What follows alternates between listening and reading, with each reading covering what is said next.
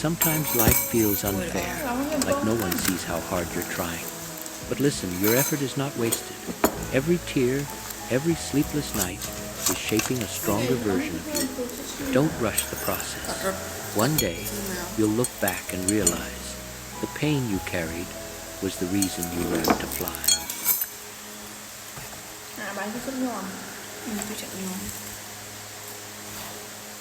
Cấp ở Đà Nẵng thì kiểu mình tắc ấy cái tắc so thì đó tắc tí à mấy cái này lại cho đó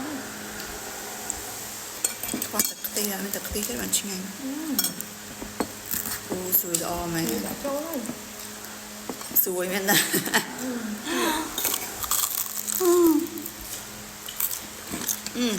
mình chịu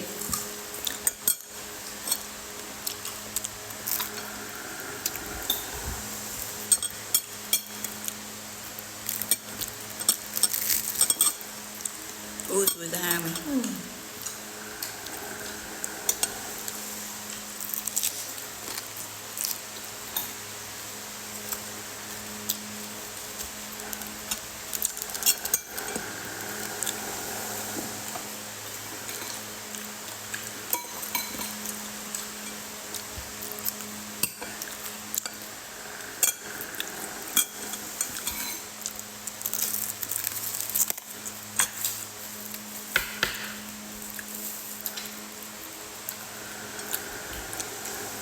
nó ơi tầm mùi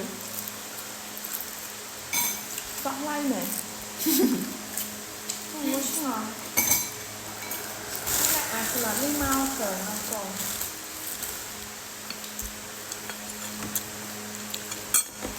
ăn phơi đi rồi nhóm với nó bằng một tay hơi cho nó hơi lắm mình một tay hơi vô bò này